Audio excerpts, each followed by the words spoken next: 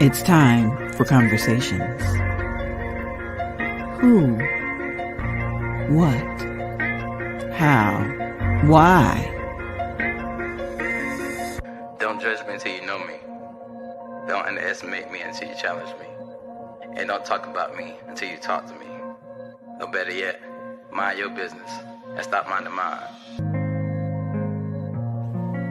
What will be today's conversation?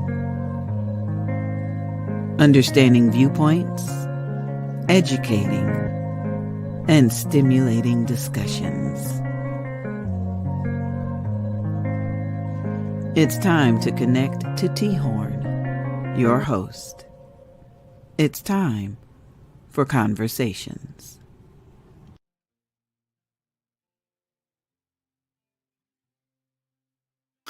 Hey, yo, what's good, everybody? Once again, it is Conversations with yours truly, T-Horne the Uncool.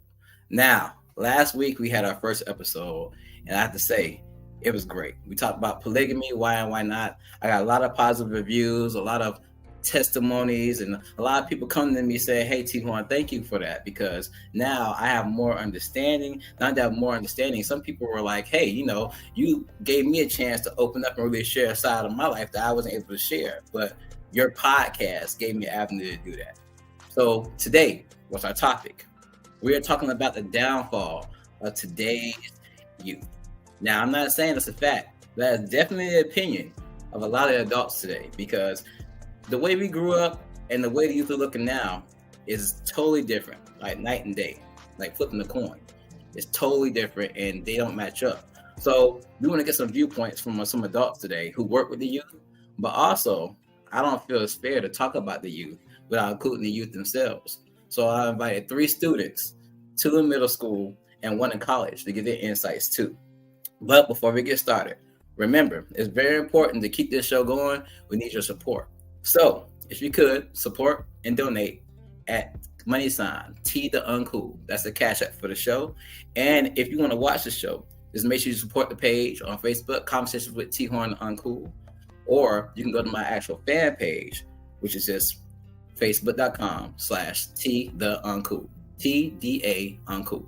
Without further ado, let's go ahead and bring in some of our guests to introduce themselves, to tell us about why they're here and what makes them good enough to talk about the subject we're talking about today. So, can we bring in the first guest, please? Hello, my name is Eric, and Hello, Eric. You got right too.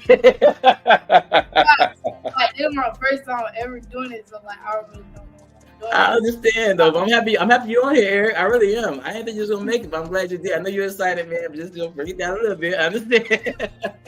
So, with that being said, Eric, so tell us about yourself, what you're about, what made you qualified to talk about this subject. Go ahead, man.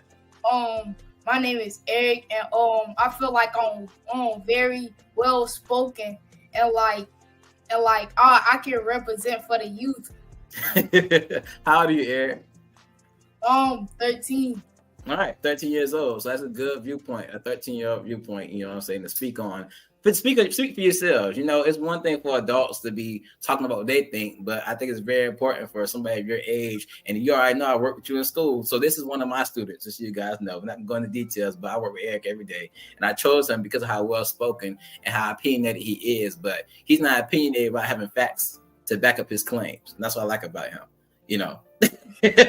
Sometimes I get him in trouble, but the boy is speaking some sense sometimes and everything. But Eric, I'm glad to have you on the show, man. I can't wait to hear your viewpoints, okay? Yes, sir. All right, next guest, please. Soraya, hey, sweetie. Hold on, Soraya, we can't hear you, baby. We can't hear you. Turn your mic on. Okay.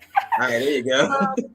My name is Soraya Nettlesby. I'm a college student at University of Central Florida that's located in the Orlando area. I'm 19. Why do I feel like I'm qualified?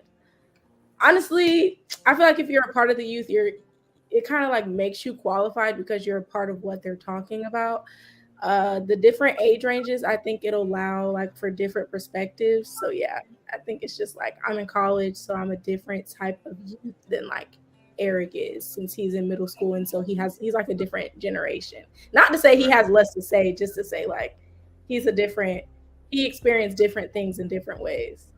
Okay, cool. So just a little backstory on Soraya. So I know Soraya and her family are members of Boom Church, Believers of One Messiah, and me and Soraya got close back in the day because I actually used to be Soraya's youth pastor back in the day. And I stayed close to her, and I always thought highly of her and her speaking and everything. And one thing about her, she's gonna tell you how you feel, whether you like it or not, whether you like it or not. So I thought she'd be good to be on this show. But so Soraya, thank you for giving insight today and supporting the youth. I appreciate it, baby. Thank you. All right, and next guest, we got a load of them today, y'all. Hey everybody, my name is And now we got Messiah Austin on here also. So Messiah, tell everybody about yourself and why you feel like you're qualified to speak on the subject today. Well, my name is Messiah Austin. I'm 14, and I feel like I'm qualified, because like I'm part of the youth. Okay, cool. So we got 3 people representing the youth today to give insight on the downfall of youth. Do y'all feel like there's a downfall with the youth today, honestly? Yes. Yeah. I'm actually going to say yes and no. Like, I feel like we have our pros, but we have our cons as well. So I wouldn't like necessarily, yes, there's a downfall, but I definitely feel like there's like things where we could improve on. Well, that's what we're here to talk about today. So I want to hear all of it. All right. So with that being said, let's bring our adult guest on at the same time. Let's go.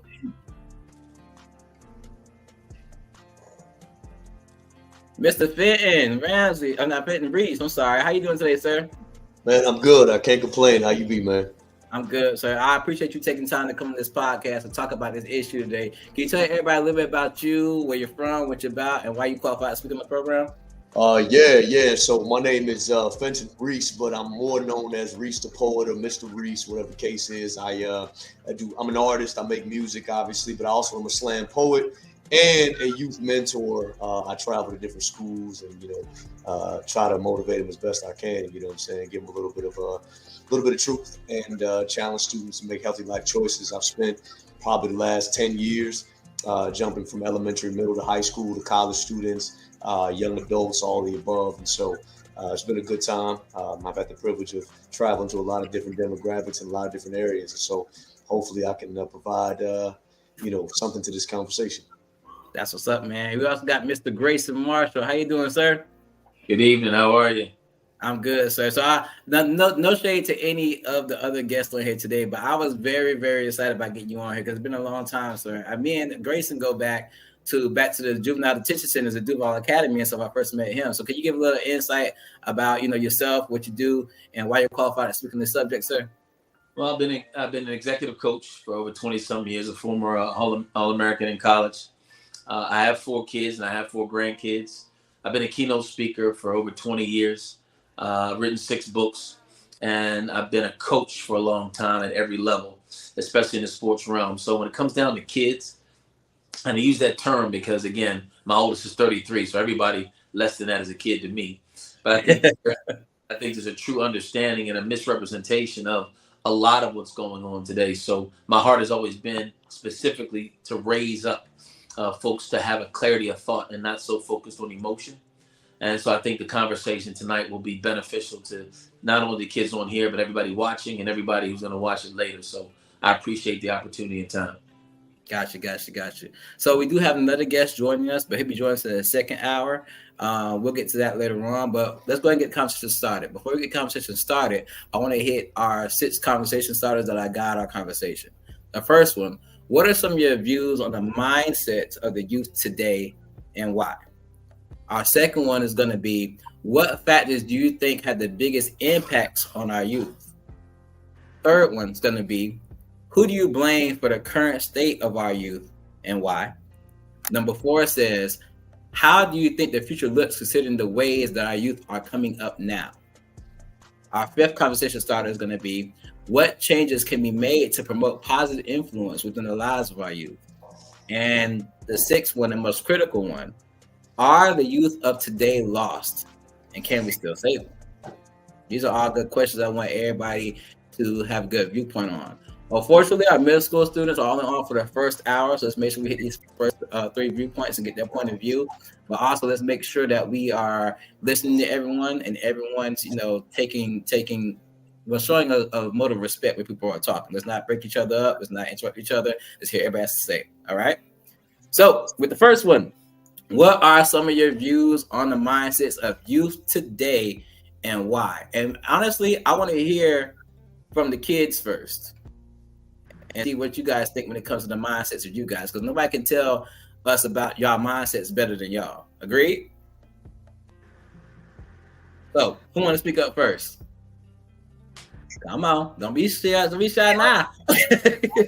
Go ahead, Soraya. So for me, I think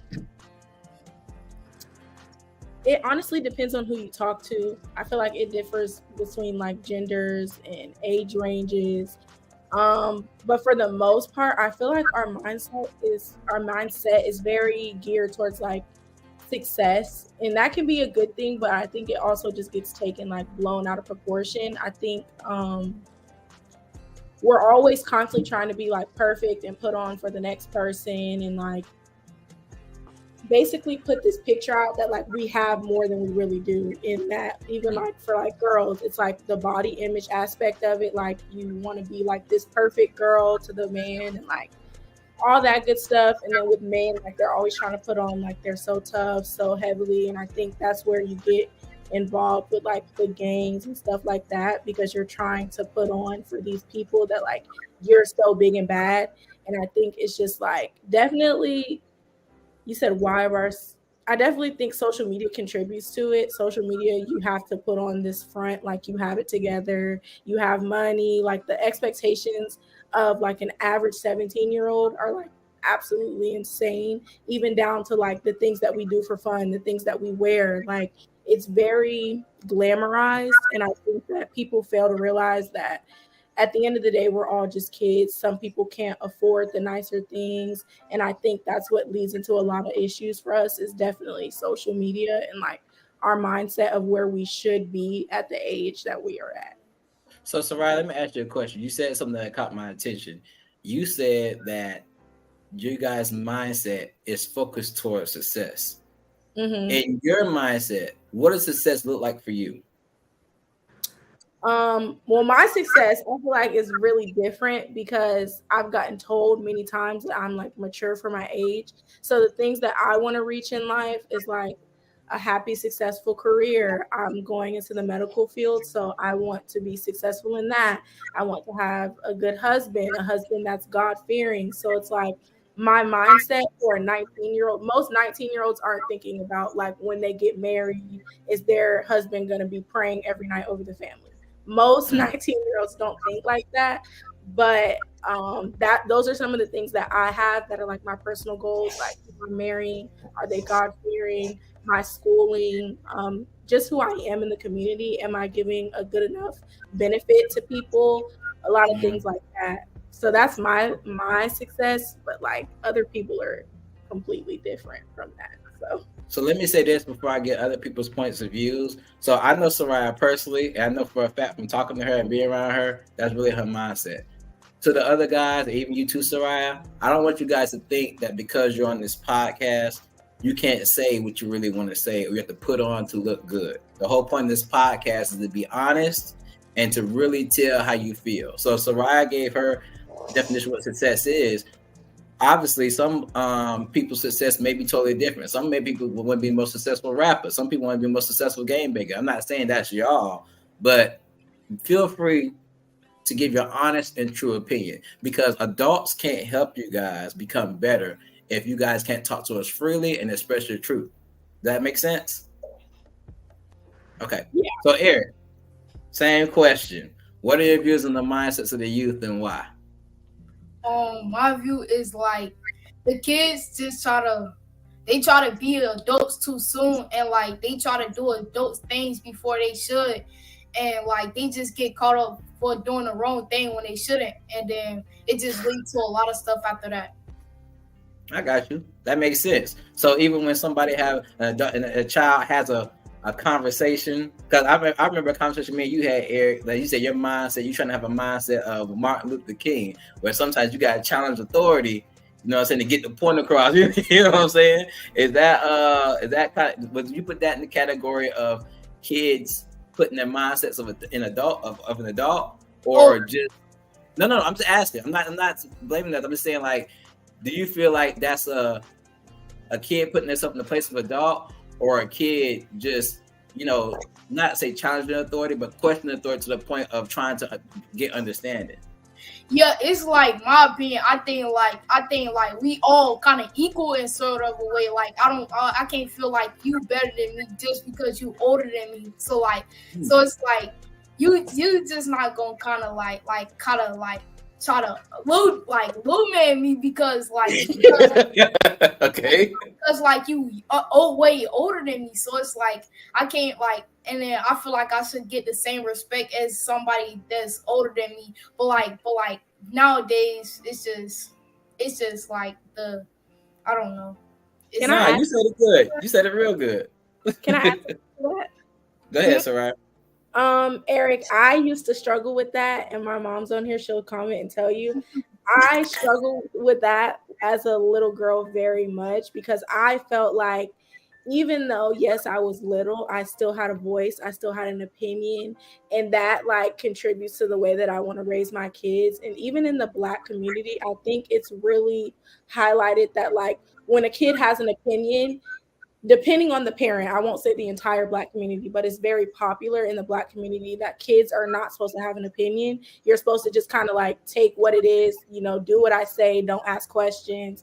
And I was fortunate enough to grow up with parents who allowed me to be so vocal, but I definitely see where you're coming from. Like, even when you're young, you kind of just expected to like sit back and go with the flow, not really ask any questions, not really question authority. And sometimes it's not even really questioning authority. It's just you're trying to get an understanding of like why you're doing something or where this came about. Like, you know, and it's not popular, especially in the Black community, to ask questions of like your elders and stuff like that. And I feel like that would definitely help if it was more vocalized that we're able to ask questions and it's not seen as disrespectful.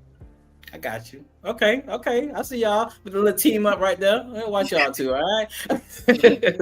Messiah, what's your viewpoint, boss man? Then we'll get to the adults. Man, I feel like everybody, like, they got like their own mindset. You know what I'm saying? Like, everybody got like that. They got like their own mindset. You know, like they can only like control their own mindset. Like Eric say, like certain ages, you know, like, oh, I can't mess with them. Like they like a certain age, you know what I'm saying? Like I don't like people mindset these days. Like I really like don't like understand it. Like it don't make no sense. Like and you be thinking like some of the other kids, like they mindset is like more like mature, but like you'll think that, but like whole time like they mindsets be like, you know, like kind of like 10, 12. So you saying the age there'll be a certain age or higher, but their mindset would be like a 10 or 12-year-old level. Like it'll be a teenager, but they'll still be thinking like a 10 or 12-year-old.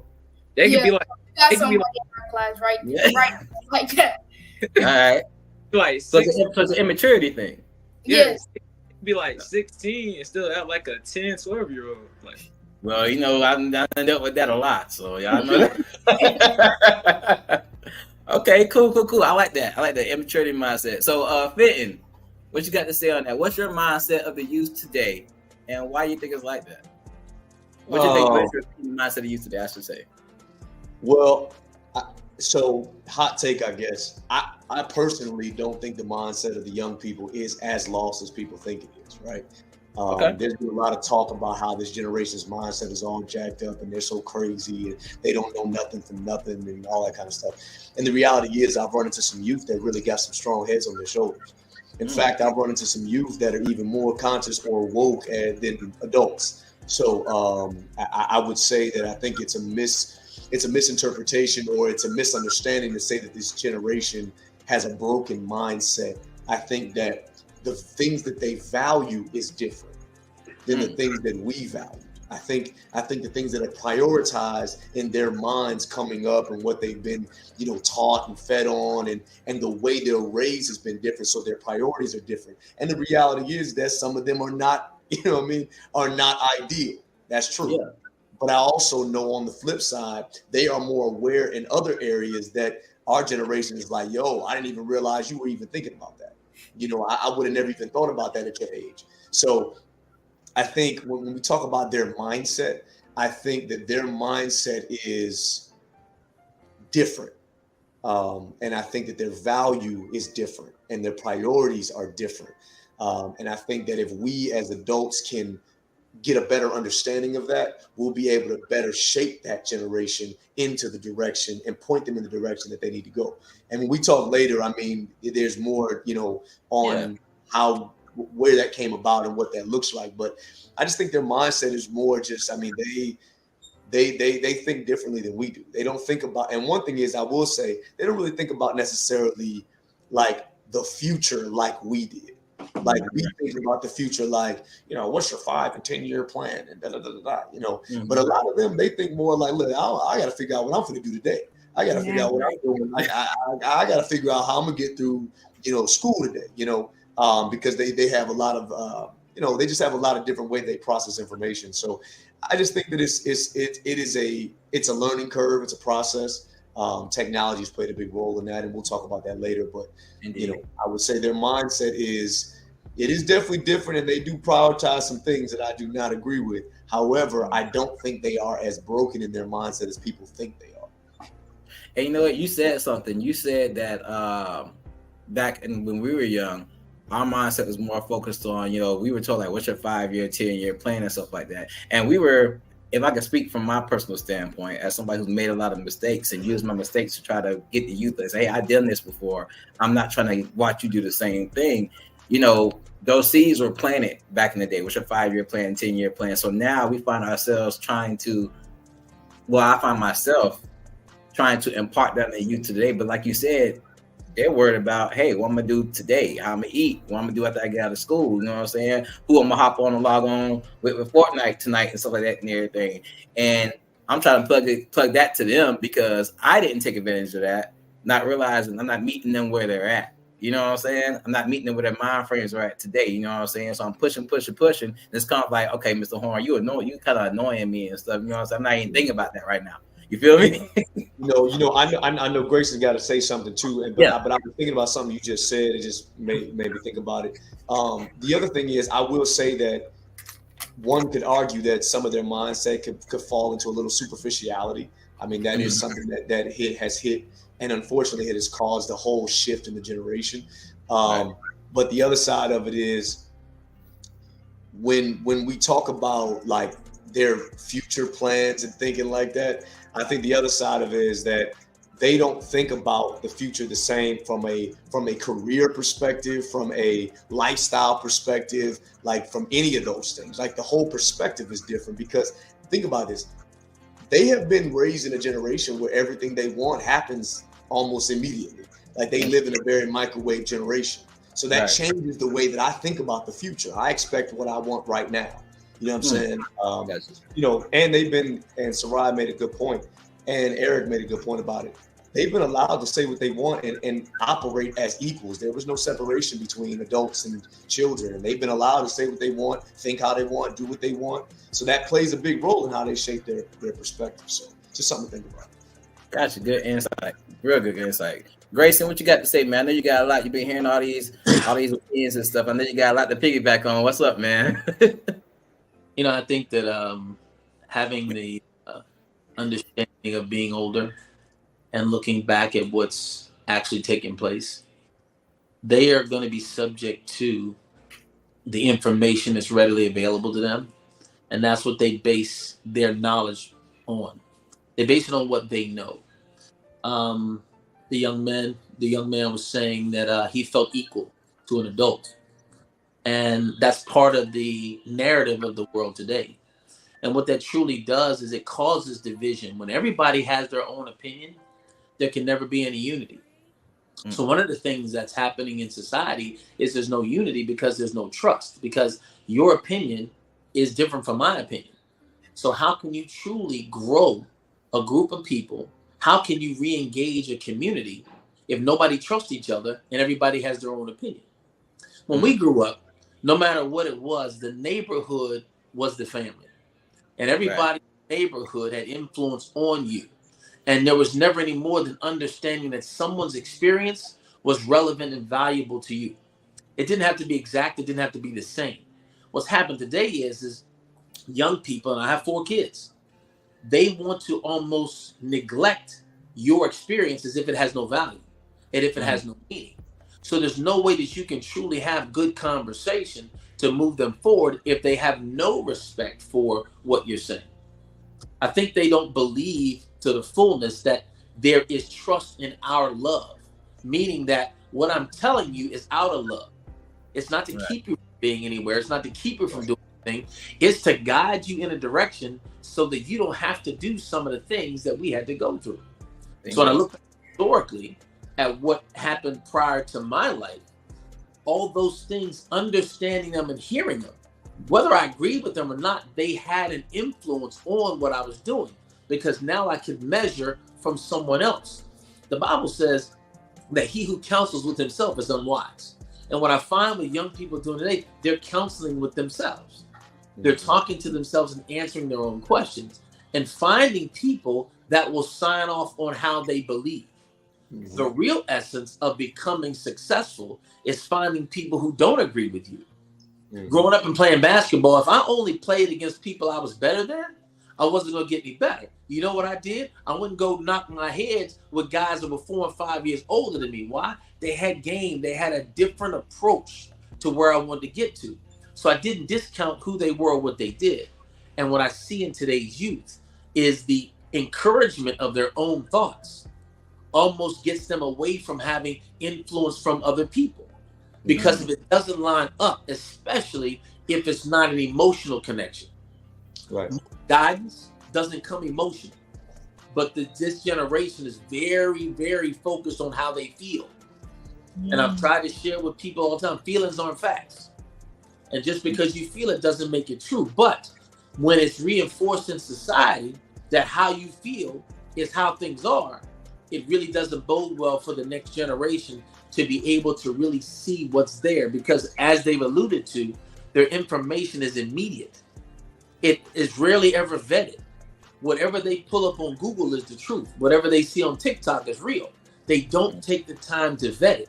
So a lot of things that they buy into emotionally, I ask kids all the time, are you willing to be wrong about that? Because a lot of what they're getting is misinformation and it's guided by emotion. And emotion will always supersede critical thinking. And I think one of the things that the youth aren't doing today as well as they could is critically think. They have an opinion, but oftentimes it isn't based on critical thinking. It's based on emotion. Right.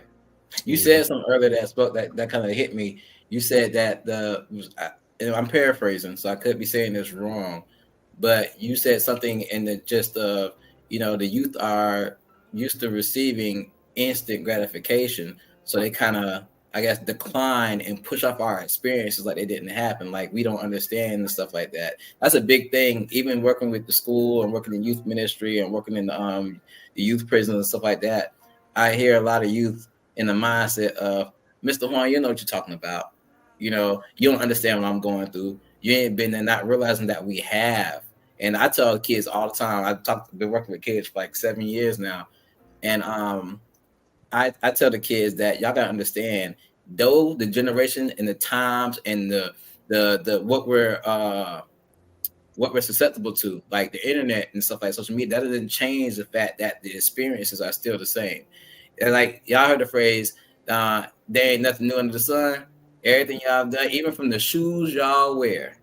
Y'all think Air Force Ones and Jordans just came out, and y'all know we've been had all them colors and all them styles and everything. They just recycled stuff. So everything's recycled. So I think it's kind of hard because of what Grayson just said. It is kind of hard to reach the youth because they do kind of bypass and put off like we don't understand the experiences they're going through. And some things are different. I will acknowledge that. Some things are different because, like I said, we didn't have internet. We didn't care about internet because y'all know when we tried to get internet back in the day, we had all that, it took us 20 minutes to even log onto the internet, stuff like that. But so we just did telephones and notes and all that stuff and everything. We were more in person, but now social media has such a big impact amongst other things. And with that being said, let's go ahead and go to the next thing. What factors do you think have the biggest impact on the lives of our youth? Because to me, social media is a big one. Social media, if not the biggest one, is for sure a big one. Social media, and if I had to piggyback on it, I think I've done a lot of pre-recorded podcasts, and I've been on other people's podcasts. And one thing I see, even in the workplace I'm in, the parenting has a lot to do with it too. The parenting and social media are the biggest two factors that have the biggest impact on our youth, whether it be positive or negative. So this time I'm gonna switch it up and go with the adults and get their insight first on what impacts the youth. Then I'm gonna come back to the kids. All right. So Grace, since you went last, I'm gonna let you go first. What factors do you think impact the youth the most? Well, I think that you've alluded to, and I think everybody's alluded to the obvious one, which is social media. But I think the even bigger one that affects the youth today is the lack of understanding history. I think that I knew who I was going to become based on what challenges were there for me to overcome. I think understanding history is a big piece of really having an effect on them, because they think their history is what they know. I'll give an example. When you look at historical athletes, right? If you ask a young kid today who the greatest of all time was, and I'll use basketball, he'll say LeBron James. Right? But if you ask LeBron James, he would say Michael Jordan. That's right. So right. There's a time where they only base their history on what they've been exposed to. So that allows them or disallows them to really have a big picture of understanding. I think the way to come through success is understanding where things came from. The young lady talked about being successful and her success heading into the medical field, and she has a basis for that. But in 1894, 96% of America was self-employed. If we really understand where we were from an opportunity standpoint and why things change, it would transition you better into how you can effectively do the things that you do today. But if we only know or only believe that oppression is the opposition of success, then this is all I have to value on. And if I don't want to do that, then I have to do this. So I think those in and of themselves factor in more than we want to. The other thing, obviously, T, is you said parenting, but it's obviously the absence of fathers in many homes. 85% of the kids today grown up in a fatherless home. And it is actually statistically true that if a father's presence is in the home, there's less deviant behavior, just his presence. And there's a lot of reasons that that's not the case. But I think those things have a greater impact than we actually want to acknowledge at times. I think we want to just throw everybody it's social media's fault. Well, at the end of the day, you still have the opportunity to parent, and you still have the opportunity to give some parameters, control, or some suggestions on how this thing should be done. I told my kids a long time ago, I'm not your friend, I'm your parent. And I think a lot of this generation, because of some of the family situations, young people have become their parents' friend. They become their confidant. They become their trusted voice. And when you cross lines of maturity in conversation, now a 13-year-old who's hearing a 42-year-old's problems makes him feel on the same level. And so I think those are some of the things that stand out for me when I look at the kids that I work with, the families that I deal with, and some of the things that they bring to me to talk to, address, and work out. Those are the three I think that are most relevant for me. So to piggyback on what you just said, you said two things that really caught my attention. The first one was knowing the history. So just working in the school system and working with the company I work for and stuff like that, you know, when it comes to Black History Month, I work with majority African-American kids. And what I come to realize is that not only are the kids not, studying their history or understanding their history, they don't even know their history. There are people who you can name like Harriet Tubman and Frederick Douglass or Malcolm X. Like this school year, a lot of kids heard the name, they didn't know anything about Malcolm X. Nothing. You had to show them a movie and give them a lesson to get them to understand what Malcolm X, who he was, what he's done, and stuff like that and everything. And the whole time they watching the movie with me and another associate, and they're like, "Dang, we didn't know that. We know nothing about that." But here you are in middle school. We knew about Martin Luther King and Malcolm X back when we was in like first and second grade. It was like common knowledge, you know. And another thing you said that caught my attention was, and it really hit me hard, was the fact of parents being their kids' friends. And when you're somebody's friend, you allow certain things to go on and don't check certain situations. And that's the big problem I have. Even these kids, all three of these kids on this podcast right now can tell you where, you know, I be a cool guy sometimes, but sometimes I get really strict. And one of the main things I tell them, like, hold up, don't get it twisted. I'm not your friend. I'm not your homeboy. You know what I'm saying? There's a line you can't cross. We can joke around and everything, but when you start going too far, that's not going to draw the line.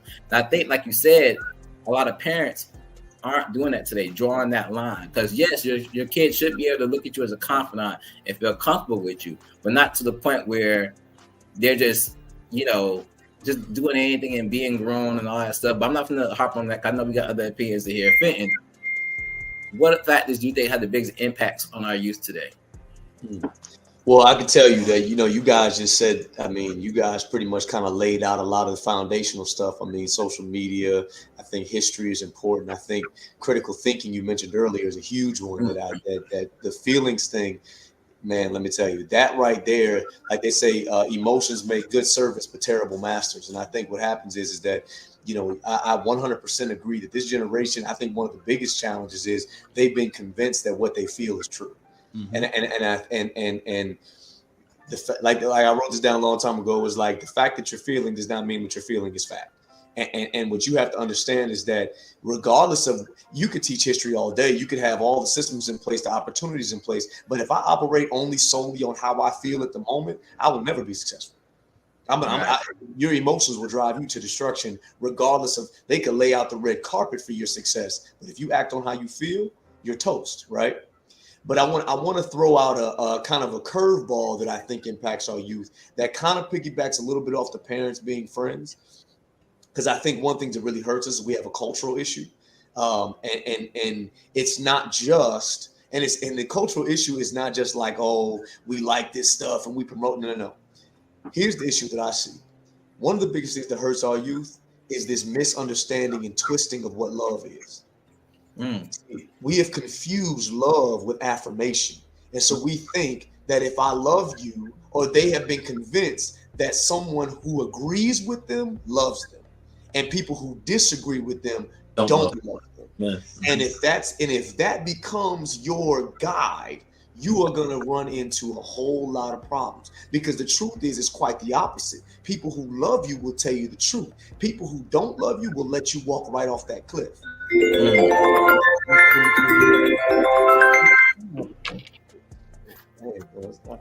As we spend our time teaching these kids that, oh, anybody who agrees with me, like you said, Grayson, they get a bunch of people who agree with their thought process and all that kind of stuff.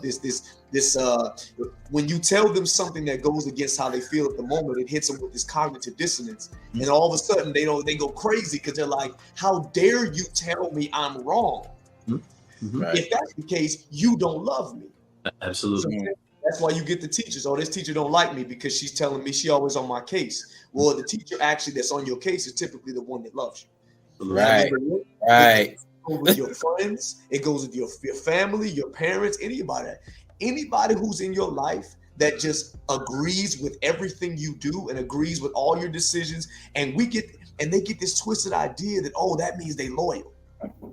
Oh, that means they with me, they got my back. But somebody who really truly loves you is gonna tell you the truth. Absolutely. Because I heard a quote by what's his name, Inky Johnson, and he said, "Truth without love is brutality, but love without truth is hypocrisy." And I think that's our youth more than anything else, on top of all the other things. If I think that if you disagree with me, you tell me I'm wrong, you don't love me, then I will never listen to anything you have to say. Absolutely. And that's something that has been going on consistently from the media and all that stuff, conditioning the minds of the people. And we see that in politics and all that. You agree with me, you love me. You disagree, you don't. And that is going to hurt any type of growth. Absolutely. Agreed. So let's get the kids in, because we have watch time in the first hour. Messiah, let's go with you first. What factors do you think had the biggest impact on y'all today? I agree. It's social media, parents, and people. No, I'm sorry. Go ahead, sir. Continue to elaborate. I'm sorry. Go ahead. Like some kids, they don't like grow up with the dad. They don't know like how it is to have like a father figure in life. And then like social media type wise, a lot of stuff be going on. Like your parents will tell you one thing, you look on social media, it's something different. Okay. I like that, because a lot of times you made a good point, because a lot of times parents tell you so much without realizing, like, okay, yeah, I'm telling my kid this, but on the flip side, social media, music, their friends are being told something totally different. And if everything else is saying the opposite of what our parents say, who are they gonna believe, the majority or the minority? So I can understand that. That's a good viewpoint you made. Eric, give me some insight, sir. What do you think impacts the youth the most? Okay, I'm gonna say entertainment, because like the entertainment that they listen to, like rappers like Baby Kia and NBA YoungBoy, and for a lot of kids nowadays, like between 13, like 10, 9, are listening to somebody named Baby Kia, and they calling him like a D1 crash out, and that means like he'll do anything, like he'll just go kill somebody just for no reason. What? And then yeah, while like they be calling him a D1 crash out, and like he a demon child, and then they just like keep listening to him. And then like the guy NBA YoungBoy, like they just like, I guess they see it as entertainment, and they see it as cool because other kids listen to him, and like they be like, oh, if you don't listen to him, you lame. Like how you don't listen to him, or how you don't listen to him, or like it's like kids nowadays just try to go with the flow, especially when you don't have that many friends. Like you just trying to look cool in front of somebody else. So you said something just now that's an impactful thing that you didn't realize you said. You talked about entertainment, but then you talked about the fact of not having friends and wanting to seem cool and wanting to fit in with everybody. So now you're doing things as a youth that you know probably ain't all the way right. You know what I'm saying? But you're doing it to impress people, to get admiration or affirmation, to feel like you fit in, to feel like you're in the cool crowd. That's a big thing, because like you said, you got one person saying something is cool, and let that one person be a cool person who said it. Now, because that one cool person said it, not everybody wants to say it, not realizing you're just being a follower and not being a leader. And that's one of the biggest things, that the hardest things to preach to kids today, is to be a leader and not a follower. When everything from social media is telling you, hey, follow this person, follow this person, follow this person, subconsciously not even realizing you're being trained to be a follower and not be a leader. This is my insight on that and everything. So, Ryan, go ahead and give me your 2 cents, babe. I've been dying to talk, y'all. I am a professional talker. I never shut up. I have so many things to say. But I definitely agree with Mr. Marshall. Some of his point of view of it. I think that the parenting definitely plays into it. There's this new thing called gentle parenting, and I think that it takes away, like, it's basically like people feel as though kids have been disciplined too much. And I do agree with it in a certain aspect. I think that sometimes in culture, it's just like hit, and never like really understanding why your child is doing something. But I also do think that discipline is definitely needed. Even in the Bible, God tells us like you need discipline. Without discipline, there's never going to be any structure. And I will say that our generation throws around like this phobia word a lot. Like just because you feel like something is wrong. Let's say I say, oh, Messiah, like I don't really like your hoodie. Now I'm colorist. I hate him. I want him to die like that. There's no difference of opinion, even though like I may not agree with what somebody else is saying. It's like now we can't talk at all because I don't agree with what you're saying. And I All right, think, bro, hey, you hating on my hoodie, so you must not like me. That's why it's that. yeah, like They realize the power in the words. Like you said, you're hating. You say I yeah, hate you. I don't hate you. I just don't dislike what you got going on. That's all it yeah, is. it's like if you disagree with anything in their lifestyle, they feel like we cannot communicate, we can't come together, we can't agree because you don't like this, so why would I like you? And then another thing that there's definitely a spectrum of the youth, and the spectrum is so big because of social media. And there are some youth that take social media to its benefit. They learn the history, because there's some things that I learned on TikTok that I never would have known about. And it's like it just really depends on how you use social media, and it's such a wide spectrum because there's so many different things going on. And I read this article one time. It was saying about how like social media, it truly overwhelms our brain, and it causes us to be overstimulated, because in the span of 10 minutes, I can see somebody talking about their grandma dying. I can see somebody talking about their dog dying. And then I can see that somebody just got a bonus in the span of really 2 minutes, because it's like there's no filter to social media. Like you just post it and everybody can see. And I think people don't realize that. So like they're posting, and your brain is getting overwhelmed with, okay, I'm sad. Now I'm angry. Now I'm mad. Now I'm happy. Now I'm kind of sad again. It's like there's this overwhelming like roller coaster of emotions, and our brain really isn't meant to compute all those different emotions in such a short range of time. So I think that also contributes to why we are the way we are, especially what Eric said, like the whole D1 crash out thing. People really praise that because it seems like that type of mentality, like they want what they have. So like, for example, the rapper that he's talking about could be seen as very successful. And oftentimes in our generation, successful is simply equated to money. It doesn't really matter if you're happy or anything like that. As long as you have money, that's what deems you successful. And even Just real quick, I'm just get back. I'm gonna interject. So with the D1 crash out, that's what y'all call it. That's what his name is, right? One thing I also noticed is that when people see people on social media, certain rappers getting a lot of likes, getting a lot of follows, getting a lot of attention, a lot of kids will follow behind what's going on because they see the attention somebody's getting, and they want that attention. They want to fill that void of attention they're not getting. So they end up following the negative behavior to try to get at least a little piece of that same attention, whether it be from mom and dad, whether it be from a girl, whether it be from their homeboys trying to fit in with, maybe acting out in school just to get some attention on them. So I just want to introduce that real quick. But go ahead, continue, sweetie. Go ahead. Yeah, and another thing that Mr. Marshall had said, the father's not being in the home plays a really point, and that's even from a kid's aspect. There are certain things that I won't do simply because my dad is home, and there's just a security net that, like, like with 2-parent household, it's different from a 2-parent to a 1-parent. Like it persuades the way that you think, and there's just different things. I know my parents, and it's not to say like my mom just lets anything happen, but I know the type of parents that I have, and I know that my dad will allow certain things that my mom won't allow, and my mom will allow certain things. It's certain things that we can talk about with my mom that I can't talk about with my dad. And it's just, that's not a bad thing. I don't think it's a bad thing. I think me, one, being a girl is different, and 2, me being like, I think it's just different. And I think that once we put like the 2-parent households back, I feel like that'll change too. I feel like all my friends tell me like, like you're so lucky to grow up in a 2-parent household. My parents, they've been married for 25 years now.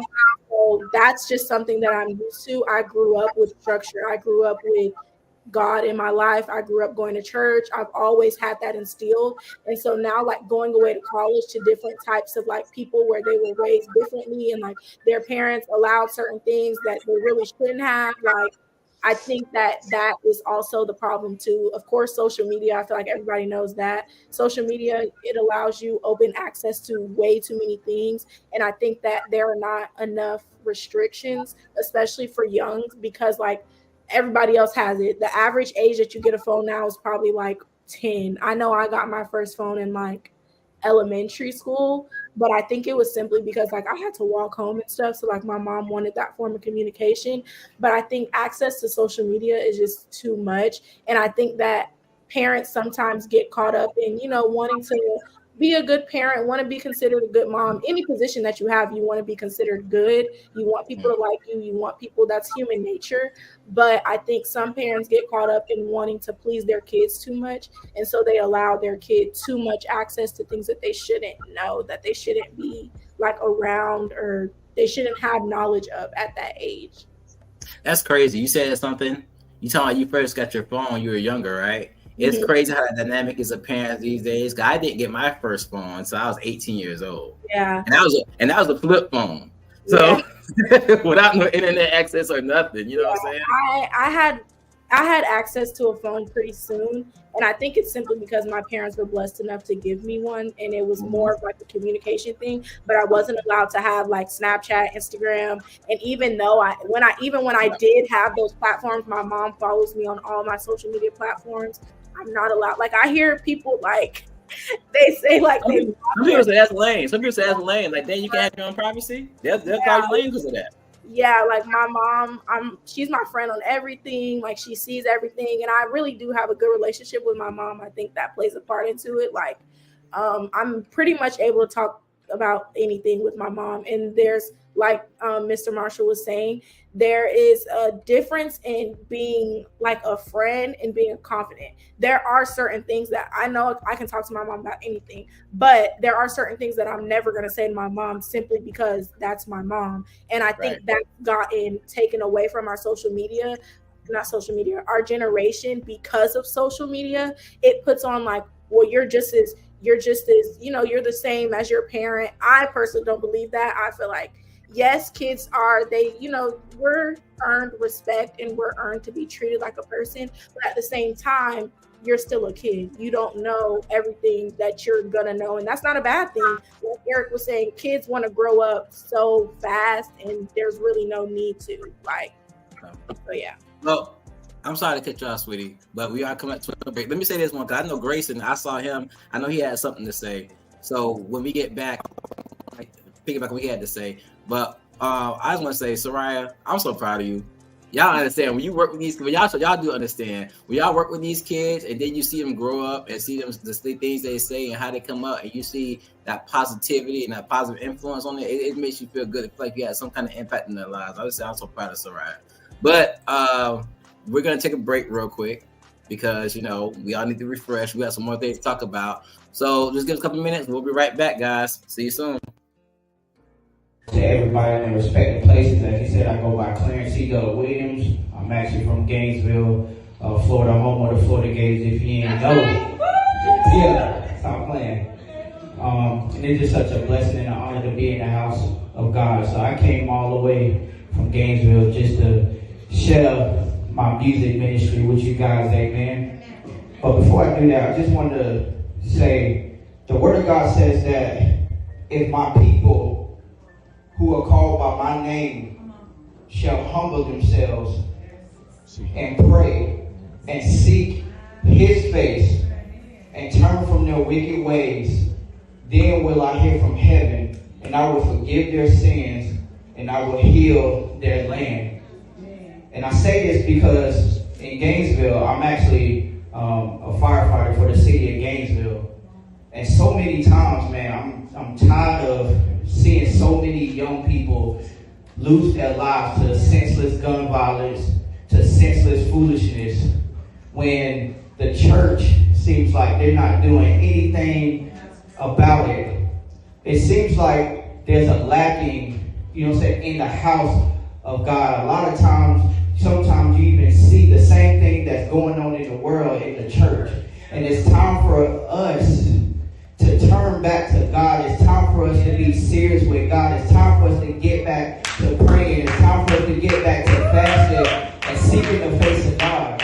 Because at the end of the day, you can put stuff in front of them, but it's going to take a praying church. It's going to take churches coming together to save these babies, to save these youth. We can put on programs all we want. We can have youth conferences and all that. But if we're not seeking the face of God, if we're not praying, if we're not fasting, then our works are going to be in vain. And sometimes we have to get to the point where we sick and tired of being tired. And sometimes it's getting to the point to where it's like, oh, well, that's just another person that die. Oh, there go another person. No, these are actual kids. These are actual children. These are actually babies that are losing their lives that may not even know or have a relationship with God. And we have to get back to a church where we stop focusing on just the four walls of the church, but get back to getting out into the community and going outside the four walls of the church, because he said that he compelled us to go to the highways and byways and compel them to come.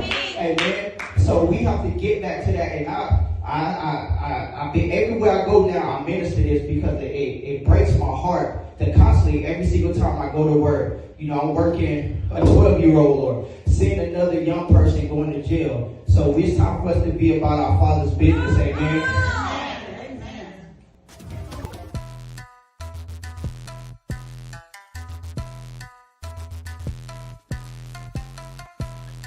Hey folks, well, I got one more testimony I want to share with you.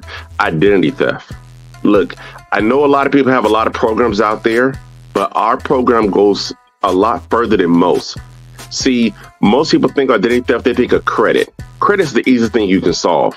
But you got to ask yourself is, what else are they not telling me? I'm going to tell you what they're not telling you. It's called criminal identity theft. We had a young lady who was going to apply for a college loan. She said, sir, when I was 18, I'm 19 now, I went to go apply for a loan. And they told me I had 2 cars, a house, and a boat in my name. And they told me they denied me. I had to get it fixed. She spent countless hours. I don't know how much money she spent on an attorney, but had she had our services, she would have been notified immediately, right? That's on that side. Then you come talk about character and criminal. I know a gentleman that went to jail twice last year. Now he's thinking, hey, the cops are going to solve it. They're going to take care of it. It's going to be easy. Everything's going to be good to go. He thought he was just going down there for 3 hours. That means he spent 3 days. 3 days in jail for a crime he didn't commit while the cops decided to solve it. See, had he had our services, he would have been provided with a licensed private investigator. They would have had to sign a limited power of attorney.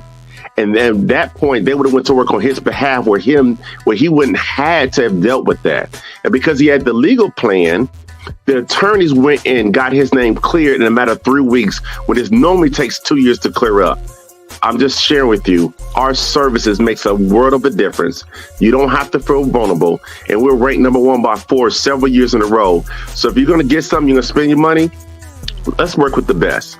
With that being said, I appreciate y'all for listening to me.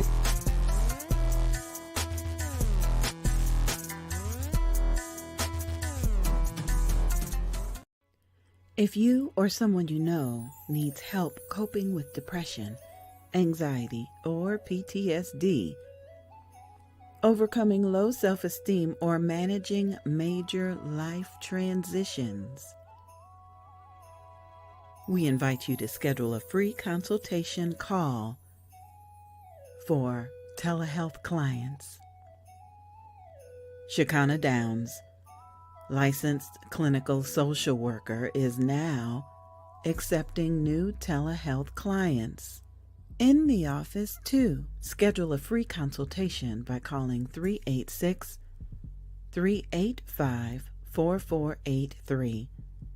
That's 386-385-4483. In the brand new Daytona Beach office as well. 50 to 60 minute individual therapy sessions and a variety of insurance plans are accepted. Couples therapy and coaching is coming soon. We invite you to log on to cjaqis.com.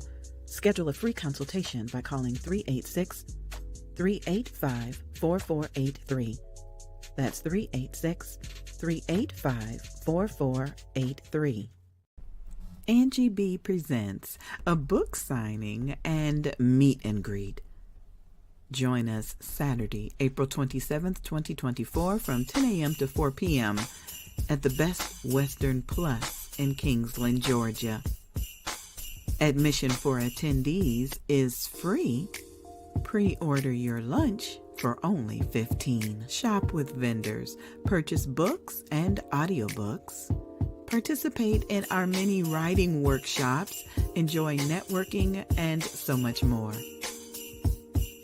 A book signing and meet and greet takes place Saturday, April 27th, 2024, from 10 a.m. to 4 p.m. at 1375 Hospitality Avenue, Kingsland, Georgia. For vendor registration, call 407-914-6519. That's 407-914-6519. We look forward to seeing you there.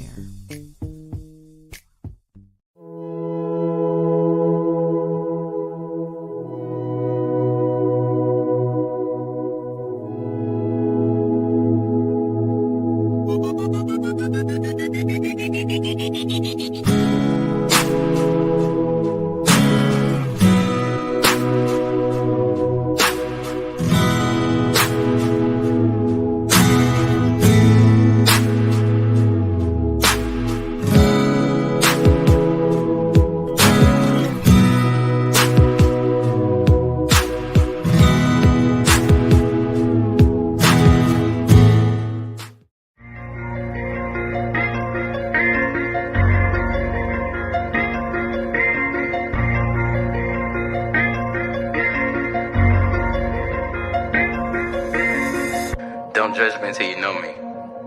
Don't underestimate me until you challenge me. And don't talk about me until you talk to me.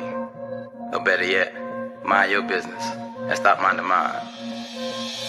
Yeah, I'm the topic of conversation. Circles talk about me. Yeah, I'm in rotation. I'm the one they talk and then they gossip about. Now it's so hard for them to keep my name out their mouth. Oh, I'm the topic of conversation. Circles talk about me. Yeah, I'm in rotation.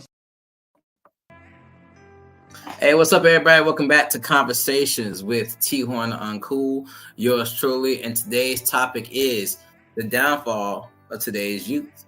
Now, we've had some people come in this thing and give some good insight from the adults, educators, motivational speakers, to the children themselves. And I gotta say, I'm really impressed because the kids are giving some real good insight. But I mean, what can you expect? If you're talking about the youth, who better to talk about the youth than the youth themselves? So with that being said, let's bring all the guests back. If we could. Welcome back, everybody. Welcome back. We've got two. Missing three. Eric, welcome back. Messiah, welcome back.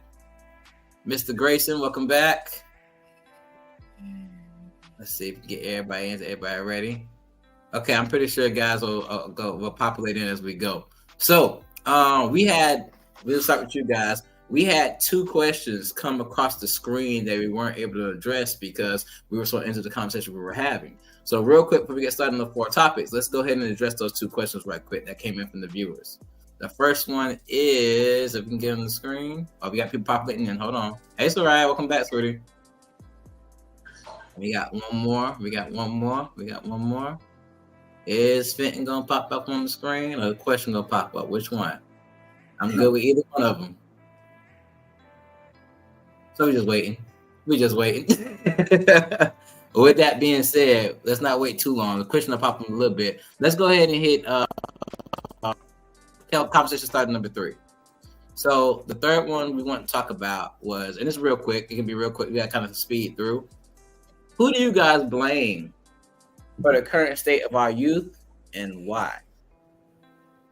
Let's start with Eric. I know you want to go. I see that hand popping up, boss. Go ahead. Okay, so like the big, cause like I kind of talked about this in like the first half, but I kind of blame some of the entertainment because it's a lot of entertainment that these kids consume and they really don't know how to handle it, and it's like it's way too much. And then like the guys that they listen to, it's like they just motivate them to do the wrong thing. Okay, good insight. Messiah, you want to piggyback on that with your opinion on the topic? Who you blame for the current state of our youth and why? I agree with Eric. Like entertainment. Like people, they look into like entertainment. Soraya?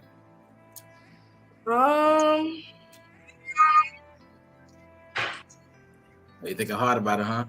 Yeah, I feel like there's no one person to blame or there's no one thing. I really think it's a combination of things. I feel like not necessarily who, but what. I feel like our entertainment industry, like Eric and Messiah were saying, I feel like there's no balance. Like we don't know how to balance things out. And I think it's either we're trying to be like, we put our all into one thing. And I think it stems from, I know somebody has commented something about like many people, like many of our parents grew up in a strict generation, and our generation, we're trying so hard not to be like the other generation that we're not taking, like Mr. Marshall said, we're not taking anything that they did like for good. Like there are some things that adults say and I'll be like, you know what, like they have a point. And I think that people forget that yes, our times are extremely different. There are certain things that we go through that, you know, our parents never had to endure, never had to go through. Not to say our life is just so hard and we just have so many troubles, because we really don't. We really are like a pretty good off generation, but I think that we get so distracted in trying to be so different from like past generations, because we, like I said, there's a spectrum of us that like we know the history, we've seen it, you know, and we're trying to be so different that we become almost detached from the history instead of taking the good out and, you know, leaving what we can't really use. I think that's a big problem for us. And I also think entertainment, social media, it really plays a big part in it. Parents, I think it's a combination of things, the lack of God in our society. I think people, there's no like structure, there's no backbone. And so people are kind of just trying to go with the flow, trying to figure out what works for them instead of thinking about, like you said, T-Horne, our generation is very instant gratification. Even I struggle with that sometimes. I fail to realize, like with the career that I have, it's going to take a lot of time and effort to put into. In society, they want to know like what's going to get me the most amount of benefit right now. They don't think about, okay, well, yeah, I may not be benefiting right now, but 5 to 10 years down the line, I will. Some people don't think about it simply because they don't think it's important. Some people don't feel like they're going to live that long. Some people feel like, you know, that that's tomorrow. Like, that's not for me to worry about right now. And me, I'm the polar opposite because I'm a planner. That's just my personality. I like to know every single little detail that like my day entails.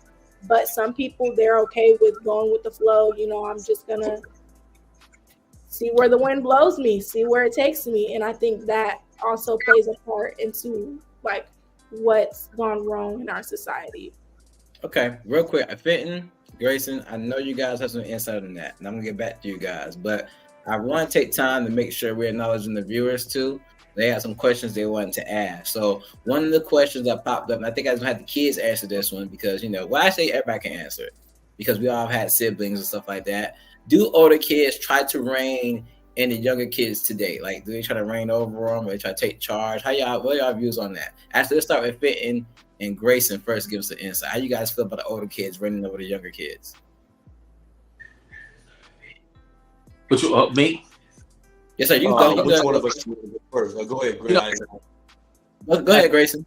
I think that there's some truth to that, because I think the older kids are who they're looking to for affirmation, and I don't think they want to be like their parents. You know, there was a time where wanting to be like your father or your grandfather was something that young people aspired to.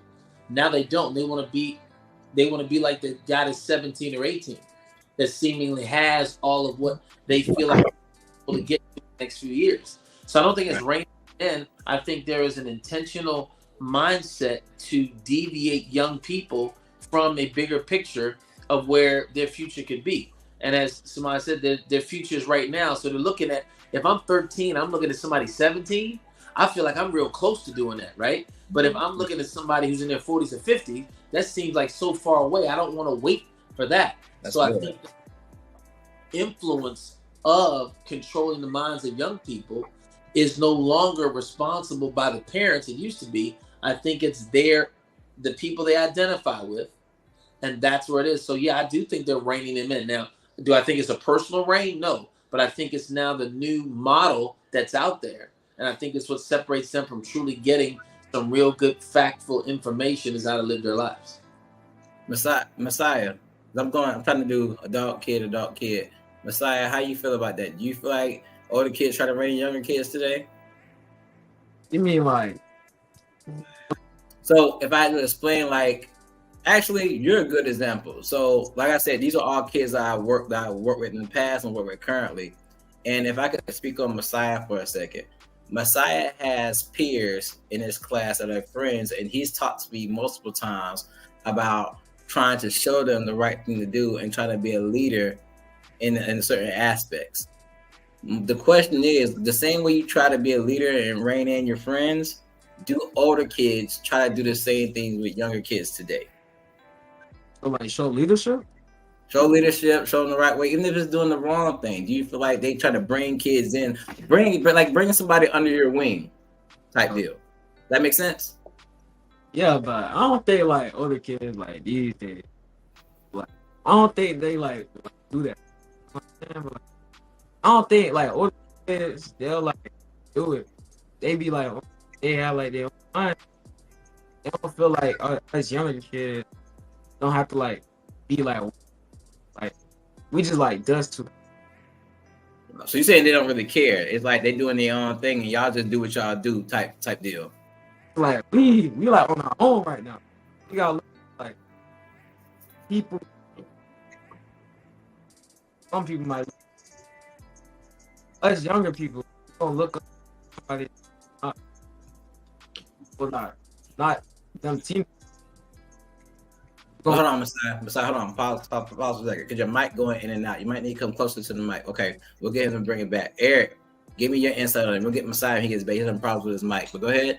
What was the question? Oh, in certain cases, like older kids try to do that in certain cases, but it depends on who it is. It could be like your big brother and he try to show you the way, or it could be one of your friends like, oh bro, let's come hang with us. We finna go do this, do that. But it might seem cool, and then like you might end up in some stuff because like you thought that was cool, and like the older kids doing it, so of course you're gonna want to do it. So you feel like the older kids do it, but they do it in a negative way? Is that what you're saying? Like the kids, like the younger kids, they try to follow like the older kids because the younger kids think what the older kids is doing is like cool, kind of like smoking, like when you well in certain cases when people younger, like they might think smoking is cool because all the older kids doing it, so then they want to go experience what the older kids doing, so they might go over there and smoke with the older kids, and then like that's how I kind of feel like in certain cases it could be like that. So if I could elaborate, it's not more of the thing of older kids reining younger kids in, is that just the older kids set the example and younger kids want to follow it? Yeah. Okay, all right. So we're gonna move to our second question. I'm gonna get Fenton and Soraya on this one. The second question is, why are people having babies and not getting married? I think it's more towards the youth of the generation because there's a lot of babies being born out of wedlock and stuff like that, and a lot of teen moms and young fathers and stuff like that. So Ryan, what's your input on why people are having young people having babies and not getting married? I think it's a mixture of things. One, God has been taking out the conversation very often because people are so afraid of that phobia word getting thrown around. I swear, y'all, they add a new phobia every day. Like you sell, like it's very hard to voice your opinion sometimes if it's not what everybody else is saying. And so I think marriage just isn't seen as important as it was like back in the day. Like back in the day, men were taught, it goes back to the fathers being in the house. You know, you grow up, you get a job, you find a wife, provide for your wife. Those types of teachings are not being passed down as much. Now in our generation, men are most likely trying to just get more money, get more, it's more glamorized to not be married than to be married. People also don't realize how hard having children is until they're in it. I was lucky enough to have 4 sisters and 3 of them have kids. So I've been exposed to how having a kid is so hard, figuring out even the small things, transportation every day. I've been exposed to that, so I know I want no dealings with it. So you saw your sisters, you was like, not me. I think my sisters struggle, and I seen what they had to go through with having kids young and not having that person to fall back on. So it taught me, like, I'm good. I want no parts in that. Like, I'm good. So for me, it's like, it's a no-brainer. And it's just the way that I was raised. I think that my goal is to be married before I have kids. But, you know, things happen. I think part of it is, like, marriage is not it's not highlighted like it should be.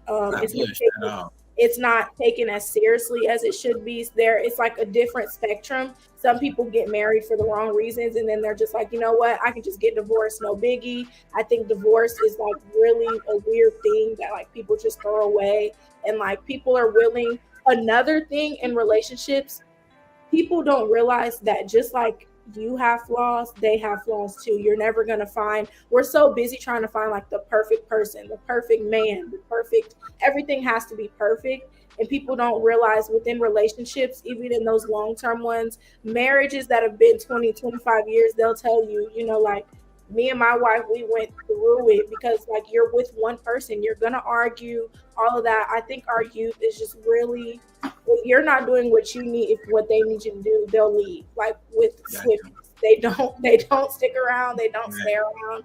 And I think there's just no balance. There's no balance to it. So yeah. If I could interject on that for 1 second, because the fitness isn't here. He has to wait for him to pop back on. But I was talking to somebody the other day. I forgot who it was, but they said something that really opened my eyes to a lot of stuff. So a lot of, and it probably was on the podcast, I'm not sure, but a lot of Black fathers are being blamed for not staying with the mom and not being in their kids' lives and this and that. But you really got to take time to think about when these sexual acts or this intimacy between this young man and this young woman was happening. What was the mindset? It was never the mindset of, hey, I want to be, you know, with this girl in a relationship. Hey, I think this girl's great. I want to marry her. In today's day and age, a boy gonna see a girl and think she fine and be like, dang, you know, she look good. You know, her hips are looking like this, her chest looking like this, her booty looking like this. She pretty in the face. She walk a certain way. Dang, I just want to hit that real quick. You know what I'm saying? Back in the day, we were taught to court and talk to a female and gain her interest and stuff like that and everything. So with the mindset of, hey, I just want to have sex with this girl, or even the vice versa with the girls. If a girl's looking at a boy and see things she feels like about him, it's like, dang, I just want to have sex with them, not taking into consideration the consequences of that action. Like, hey, I might get an STD, or hey, I might get this girl pregnant. You know what I'm saying? And with going in that mindset, and that's why it's very important to push the whole, you know, even though I didn't do it, because I can talk about that all day as being a young man, but I think it's important to push the waiting to a marriage, or at least having sex with someone who you feel like you have a confident relationship with, and you build a bond with. Because when you go around just having sex with people because of how they look or because you think they can do for you, then when that person gets pregnant, you still have that same mindset. Well, oh, she pregnant? I was just trying to hit it and quit that one time. I'm not going to sit here and have a whole relationship and have a baby with this girl and stuff like that and everything. And I think that's one of the things that produced the whole absent father thing, because the mindset at first is, I just want to hit it real quick and then go talk to my homeboys about it and have these little memories and stuff like that and everything. Or the same thing with the girls. Oh, girl, he was fine. I just let him hit it this one time. I didn't expect this to happen. So you got that mindset of it's a one-time thing. Then something happens that's a whole lifetime thing. Your mind, your spirit is naturally going to rebel against it. So I think that solves a lot of issues because why people don't stay around and why people not getting married, because they never had that mindset in the first place. They go off their body, they go off how pretty they is, they go off their dress code, they go off how much money they got, and they make these decisions, these in the moment decisions, not realizing there's long-term effects behind it. Does that make sense? Yeah, another thing too, casual sex and like one night stand culture has been very glamorized in our society. People don't realize that, my personal beliefs, when you have sex with somebody, you're sharing a piece of yourself, and they don't realize like each person that you're doing this with is like going to add up. People don't think like they don't realize how common STD rates are. They don't realize how easy it really is to get pregnant. Like, they don't realize, no one thinks about their consequences of their actions, because we've really never had to experience real consequences behind our actions, because we don't see, like, most times you can get out of something, or you get, especially when you're young, you definitely have not seen the true consequences of your actions, and you haven't learned, like, in the real world, like, you're going to have consequences. And no, some people are sheltered from it, so they don't realize, like, oh, when I'm having sex, there is a chance that I could have a child, and with this said child, I will, be able, I'll have a lifelong term consequence. And another thing, people for some odd reason use abortion as like birthright, like birth control. Like, they'll be like, oh, even if that does happen, like, I'll just go have an abortion. I think we've been desensitized to abortions, and so most people, like, they're just kind of like, I'll deal with my consequences later. They don't think about, that there's a whole nother human being in the equation. That's good insight, sweetie. Fenton, real quick, let's move on to our next topic. And I think you can get some real good insight on this. How do you think the future looks, considering the ways our youth are coming up now? I want to start with you. I know you deal with a lot of youth with your profession, and even with doing poetry and music and stuff like that. You can probably have some good insight on that topic. Okay, yeah. I mean, and let me first caveat, let me start by saying, if I go in and out or whatever case is, I'm having some technical issues over here. I'm not really sure what's going on. So you're good, bro. We positive. We humbly wait for you to come back. You're good. Yeah, no, I appreciate it. I appreciate it. Hey, let me tell you, I told a group of students this a while ago. Personally, I think the future is bright. Okay. And the reason I say that is because we are having conversations like this right now, because we have an opportunity to be able to see the issues and challenges that face us with the youth. Is that you have young people in front of us who are got their minds together, who are focused, who are learning, who are willing to hear these sides of things. I think that although the culture and society and the systems the freeze are tart. Oh, I'm freezing. You fuzz up, Fit, and continue. Yeah. I would say that although the system and society is absolutely targeting our youth and is trying to corrupt their minds, and there is an agenda put in place to destroy this generation. But the reality is that society is made of what? Society is made of people.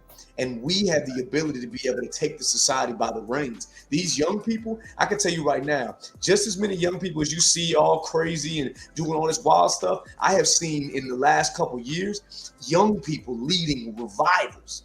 I've seen young people leading movements. Young people are more active in doing the things that they are passionate about than they've been in a long time.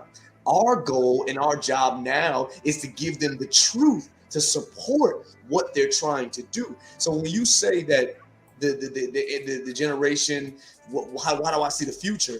Listen, you're talking about a generation that has more access to information, more access to resources, more access to anything they've ever had in history. I mean, so yeah, the reality is that access is a blessing and a curse, because on one side, they have access to a whole lot of stuff that we didn't have before. But they also have access to a lot of stuff that we don't have before.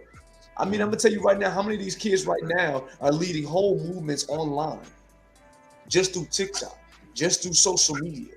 I mean, You got kids who are coming out here, and you had this, it's funny, statistically, kids are actually, this generation is actually having less sex. Statistically. Really? Now, there's a couple factors that obviously, I know it's hard to believe, but while I was teaching it today, we're looking at the numbers. Statistically, they are actually, sex is on a decline. Now, a lot of that, I'm gonna tell you, a lot of that is because of the digital virtual world and all the, the OF and access to some other alternative things. Wait, the other side. So you're telling me that Fortnite promotes abstinence? That's what you're telling me? That's what you're telling me? Yeah, that ain't what I'm talking about. Yeah. It is a virtual interaction, but it ain't Fortnite. Okay, I got you. You have to understand something. You have to understand this, is that there was so many things I wanted to say, but I was having issues. Right. You have to remember, sex has become so easy to get that love has become so hard to find. And what's happening is now this generation has become so saturated with sex nonstop that they're like, I don't even want that no more. Like, I'm just like, bruh, like this is the same old stuff all the time. It's become so normalized that they're like, it's not even interesting anymore. And yeah, don't get me wrong, they still out there doing it, but the numbers are decreasing because they're losing interest in people as a whole. You know what I'm saying? Like, and that's a good and that's a bad thing, but at the same time, it is taking an effect because too much drama it comes with it. There's too much stress that comes with it. And this generation has been raised to, I don't want no stress. So because stress comes with sex, they're like, nah, I'm good. But when I say, but when we talk about the future, the reality is this. Society will tell you, just like when you watch the news, it'll tell you that the world is just ugly, broken, and disgusting. But the truth is that there is still beauty. The reality is that there are still youth out here who want a great future, who believe in some value. There are youth right now that are standing on their own value because they see how crazy their generation is getting. That's you true. got Sarai right there. She in college. And she's standing on her own 2 feet saying, listen, I grew up like this and I don't care what y'all got going on. You know what's so funny is these youth, as bold as they are in negative things, they are also bold in positive things, in passion things. Like they don't have no limitations. They like, listen, you can't tell me what I can't do. And so if we were able to channel that same freedom and passion and willingness to speak their minds and all that, I mean, listen, all I got to say is this. I think that it is our duty as the older generation to simply guide these misguided missiles, because that's what these youth are. They're full of passion, they're full of strength, they're full of ability, but they just don't have that guidance system. That's what it is. And I mean, you figure when I was in the Marine Corps, I remember when I was in the Marine Corps, we used to teach, when you're shooting rifles, if you're at 25 yards and you're off by an inch, you still hit the target, you good. But if you go 500 yards and you're off an inch, you're going to miss the whole doggone thing. The reality is that this generation is the same way. They're really, to be honest with you, they're really no different than we were. They just have more access to the things we didn't have access to. And the world had a different culture system and value system. But they're kids. They're the same way. When I was a teenager, I can tell you right now, I wasn't listening to nobody either. You know what I'm saying? Like, I mean, let's be honest. We made mistakes and we did our crazy stuff and we got caught up in all kind of things. But the reality is this: the values were different then, and we weren't raised with so much access. They just have an extreme amount of access much faster. You see what I'm saying? So our job as the older generation is to understand that and then channel those resources, channel that ability, and challenge them to use their powers for good. You see what I'm saying? And like I said, listen, I believe in this generation, like I do. And I've had to bury kids, all that, but I believe in this generation. Like I believe that there are some sparks in this generation like we've never seen in the church. Believe it or not, there's a whole lot more youth outside of the four walls of the church, like that video. There's a lot of youth that are starting their own little youth groups, that are starting little revivals all over the world. And see, we're missing it because the media is only showing us the youth that we see. They're only putting the magnifying glass on the crazy youth. The media and TikTok and all that, they're promoting the sexy reds and all them crazy folks. The reality is, I've been in these schools talking to these kids. Half these kids don't even like these people. Half these kids will tell you these kids are crazy. Like half of these kids will tell you they don't agree with a lot of the cultural stuff that they're pushing, that they don't agree with a lot of the political stuff that they're pushing, that they don't agree with a lot of the entertainment stuff. Like I've talked to these kids and they'll tell you that junk is crazy. So the reality is the future is brighter than it seems, but the problem is that the media and all that stuff will put a shade on it and make you think that it's all broken and just lost and endless.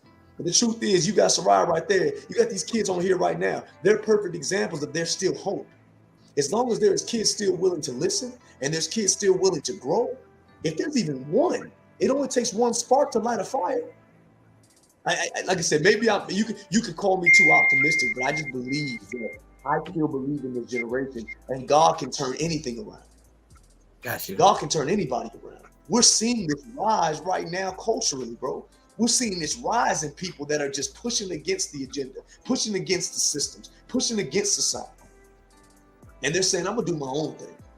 And I'm just telling you right now, I think if we as the older generation get in position and we get the right ones, these young people in position, you better watch out.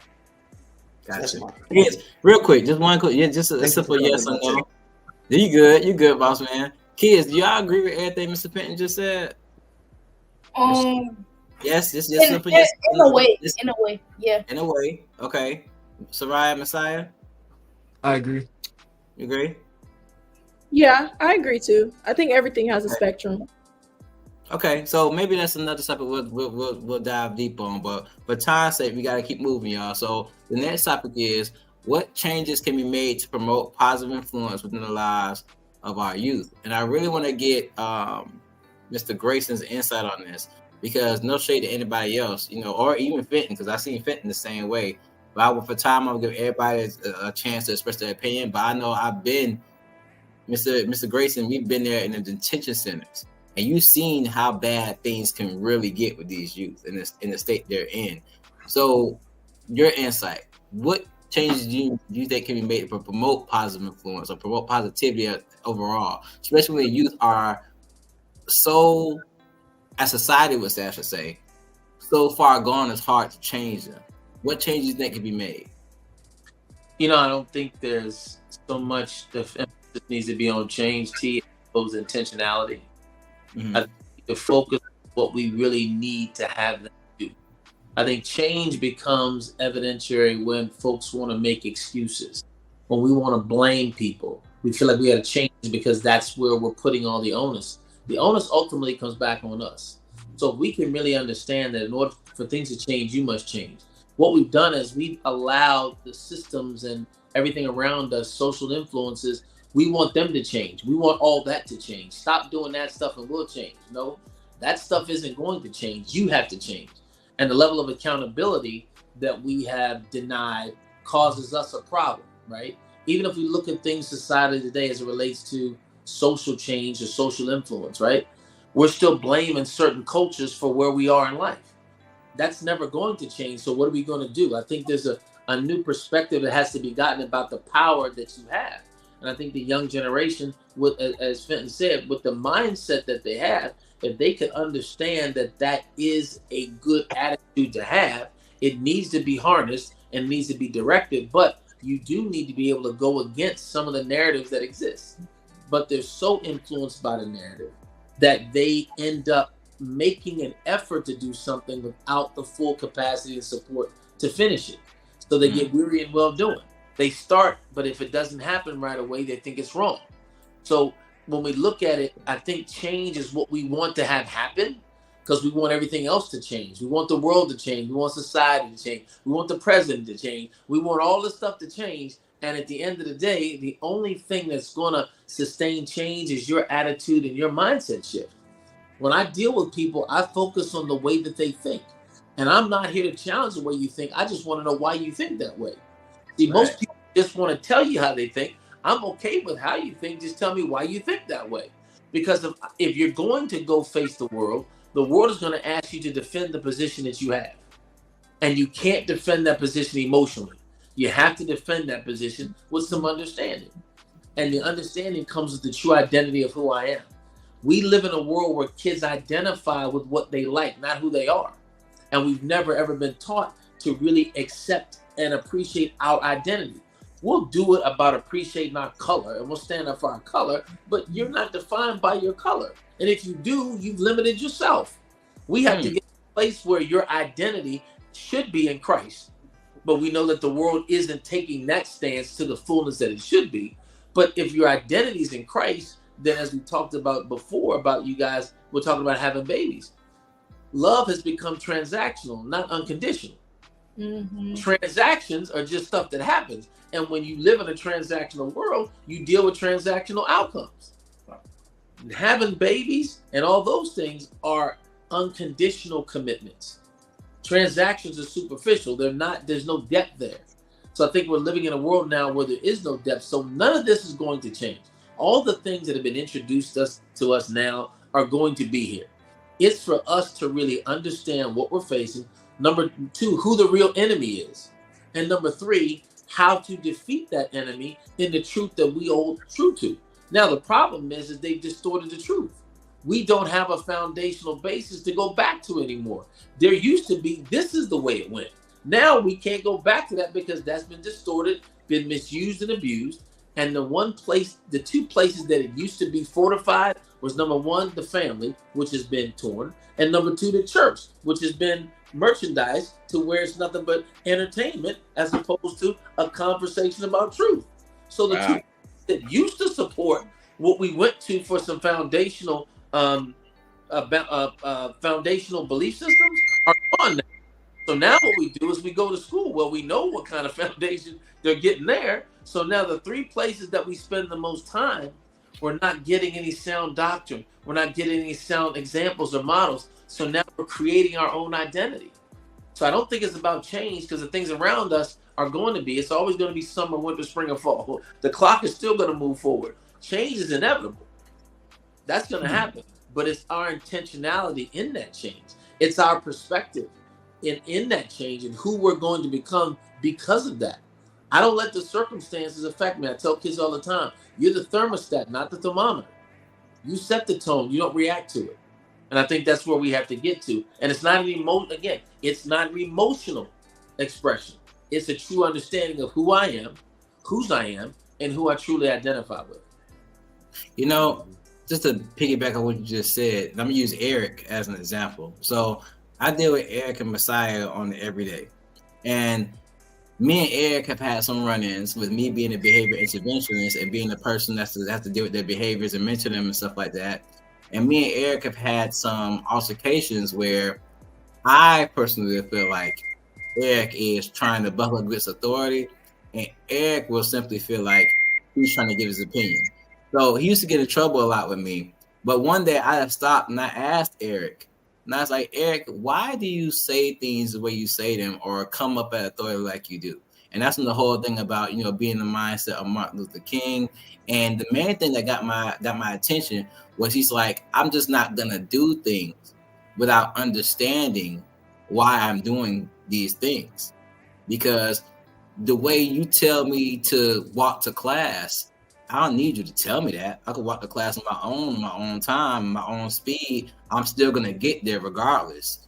So even having that conversation with him, like you said, it's not a thing that things need to change. It's that we need change as a people. Because having that conversation with him actually made me change, as in how I'm going to address him dealing with the situation, see how his mindset is, and know that, okay, I can't just give out commands without providing some type of understanding. So now when I address the kids, I still get crunk with them sometimes. I ain't gonna lie to you, but at the same time, I try to give them chances and try to explain to them, this is why I need you to do this. So now you're not doing this thinking somebody's being dogmatic or trying to be an alpha male over you or trying to just basically tell you what to do. There are reasons why certain rules are put in place, and there are reasons why I enforce these rules. So when you said the whole thing about us changing as a people and basically like doing Michael Jackson said, looking at the man in the mirror, I think that I co-sign with that, because with us changing and having more understanding of people and their situations and understanding the youth as a whole, and then changing ourselves based off those youth, I think we can make a better influence on the youth in that way, if that makes sense. And Terrence, and on top of that, I'm going to use the example you gave about him and Martin Luther King. Mm-hmm. He knows Martin Luther King is somebody that bucked against the system. He doesn't know about Martin Luther King.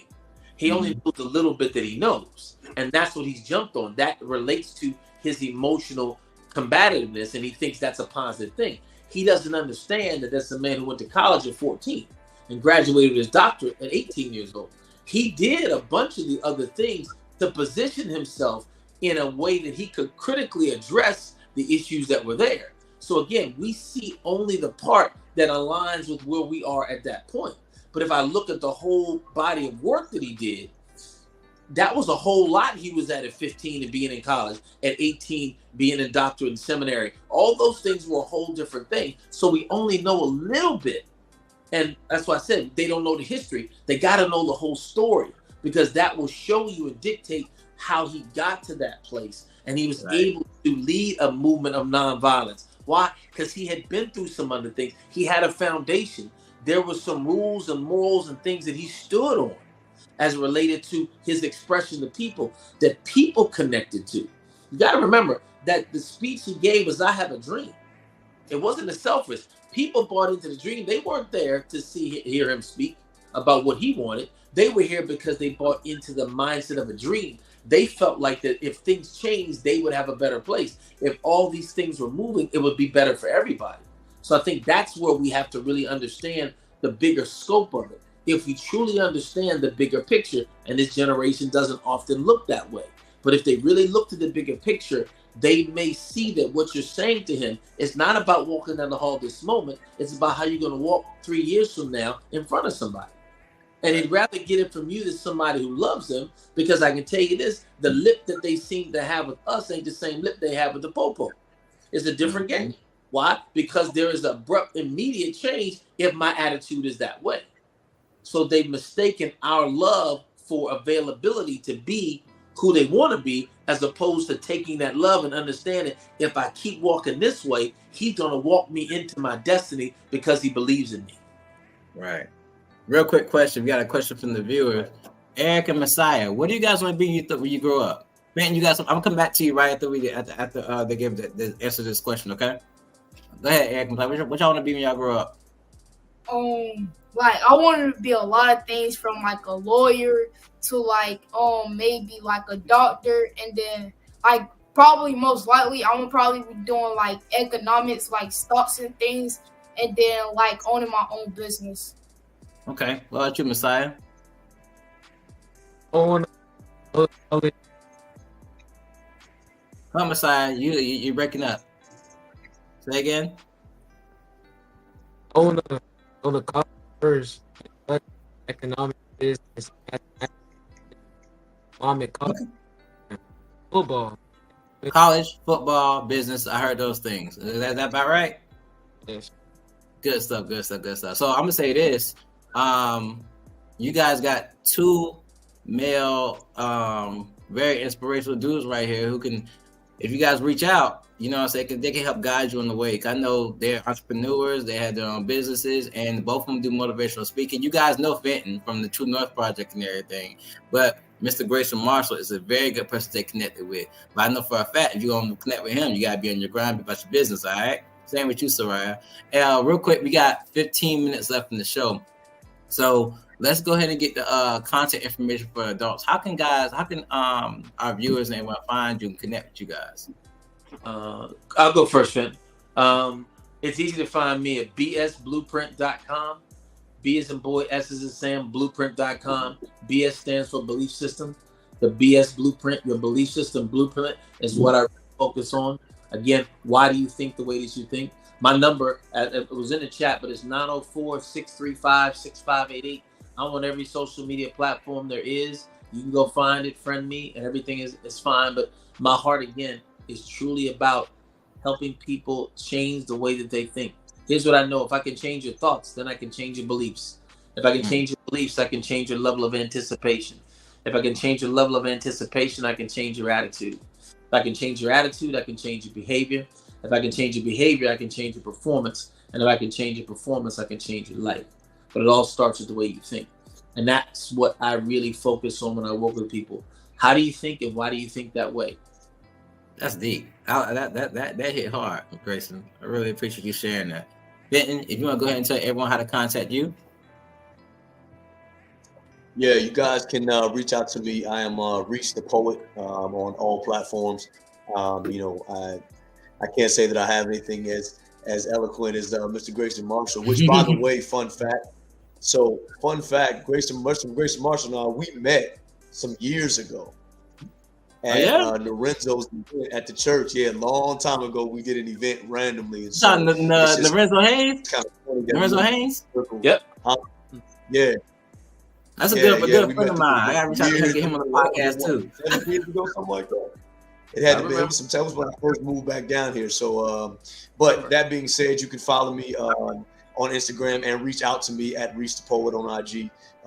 You know, I'm an artist. You know, so I make music and do poetry, and so I believe in changing people's heart through art.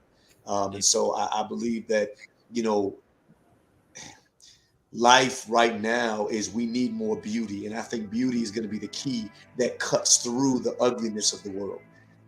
And I think it's through storytelling, and that's where my life has been called to, telling stories through music, through words, and to these youth.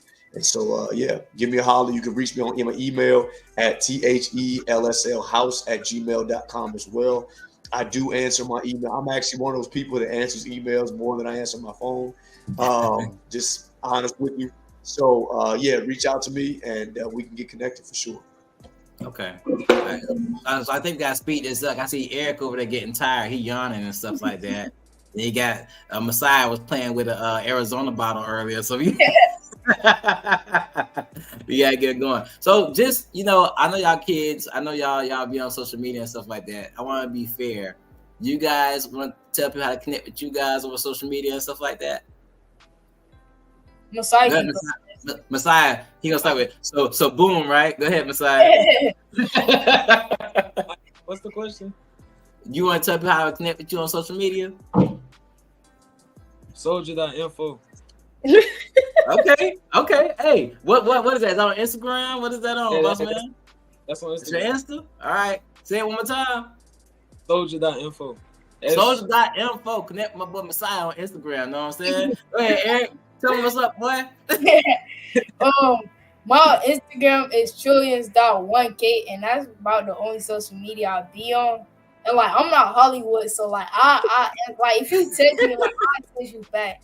Like, I'm not Hollywood at all. Hey, but you may get how like this. People like your insight, man. So y'all never know what people might say. Y'all might get some good opportunities. And don't let no creeps try to follow y'all, though, all right? All right. And my young lady Soraya, you want to put your social media out for people to talk to you? Because you've been giving some good insight. Honestly, I don't really feel like anybody needs my socials because I mean, I'm on like all the socials. Facebook, it's just my name, Soraya Nettlesby. Instagram, I think it's my first name .nx, and so Soraya.nx, and that's really the only thing I'm on. Like I don't really. That's what I'm saying. I don't check Facebook, so if you're really trying to get like in contact with me, don't, because I don't check Facebook. Got you. So we got like, I say good 5 minutes left in the show. 5 minutes left in the show. Everybody with one answer, yes or no. The last question. Let's see, what was it? Are the youth of today lost, and can we still save them? What you say, y'all? Absolutely, we can save them, and somebody's only lost if they don't want to go anywhere. Bottom line, I'm only lost if I have nowhere to go. They have some. That's all. Yeah, I agree. What I feel about people. Okay, kids, y'all think y'all lost? Y'all lost?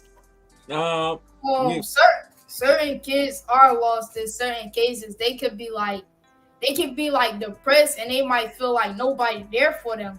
And it's like, they don't really know what to do there because they don't have the proper guidance, and like they could feel like they all alone. So it's like, I mean, it'll be hard to save them, but it's possible. Okay, I'll rock to that. So, right, Messiah, let's make it quick. What's up? What y'all say? I agree with Eric. Okay, cool. Miss Nettlesby? I don't really think we're lost. I just think we're a little confused right now. That's it. And I think with the proper guidance and just getting back to what really helps, I think you can always save anything that's necessarily lost. I feel like lost is like a really bad word because like loss is like, okay, you're out of there, you're gone, there's no coming back. But I feel like we're not as lost as social media tries to put it as. Like definitely what Mr. Fenton was saying, he was saying like the news coverage, they only show the bad because that's what get Like, that's what gets attention. People only want to see negativity. They don't really want to see positivity for some odd reason. But I think that we're not as lost as people try and make it seem. But I definitely think there's room for growth. But I feel like that's what any generation. Like, every generation had their thing where it was like, just a little turned around. Yeah, like every generation has their thing where it's like, yeah, y'all are crazy. I'm pretty sure y'all like, what are they doing? Like every generation has this thing. Ours is just being a little bit more glamorized because we have social media. So now everybody sees what we have going on instead of like just little pockets of like, oh, little Bobby over there went to jail. Now the whole world knows Bobby went to jail for stealing a car. Like now everybody knows that. So instead of just that little circle. Gotcha.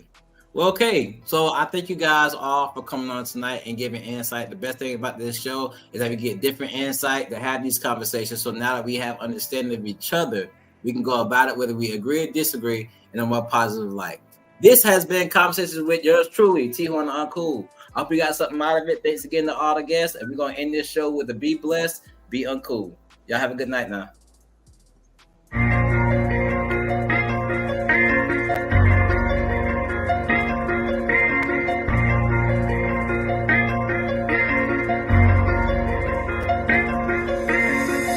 Don't judge me until you know me. Don't underestimate me until you challenge me. And don't talk about me until you talk to me. Or better yet, mind your business and stop minding mine. Yeah, I'm the topic of conversation. Circles talk about me. Yeah, I'm in rotation. I'm the one they talk and then they gossip about. Now it's so hard for them to keep my name out their mouth. Oh, I'm the topic of conversation. Circles talk about me. Yeah, I'm in rotation. I'm the one they talk and then they gossip about. Now it's so hard for them to keep my name out their mouth. Oh, my name coming out must taste good if you keep it in your mouth. Got stuff I must for you if you go down south. I'm just playing. What the heck you talking about, huh? Why you worry about who I want to date, huh? Why on the main course on your plate, huh? Why everything concerning me gotta turn to be argument or debate, huh? Is he a Christian religion? Has he forsaken? He just was dating her. How many women he dating had another kid? That nigga don't know when to stop. I heard he smoking, getting high. Boy, that fell from the top. See what I learned. This your concern is all about me. Y'all gossiping made me look at y'all like female dogs in heat. But let's make something concrete. I'm seasoned, yes indeed. Y'all must like the recipe, cause y'all all on my meat. Yeah, I'm the topic of conversation. Circles talk about me. Yeah, I'm in rotation. I'm the one they talk and then they gossip about. Now it's so hard for them to keep my name out their mouth. Oh, I'm the topic of conversation. Circles talk about me. Yeah, I'm in rotation. I'm the one they talk and then they gossip about. Now it's so hard for them to keep my name out their mouth. Oh, haters try to diss me, they love me, but they dismiss me. Play hard, but acting sissy. They lies be so convincing, and exes get jealous quickly. They won't admit that they miss me. They hate that I moved on, so use my children against me just to keep up the top. People peep on my wall just to keep tabs on my flaws, just to keep me involved. Doing everything they ask me, but that ain't enough. I'm on everybody's tongue, and everybody on my jump.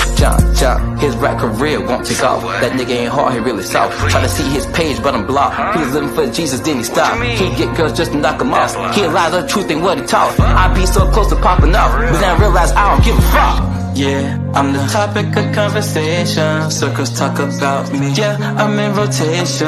I'm the one they talk and then they gossip about. Now it's so hard for them to keep my name out their mouth. Oh, I'm the topic of conversation. Circles talk about me. Yeah, I'm in rotation.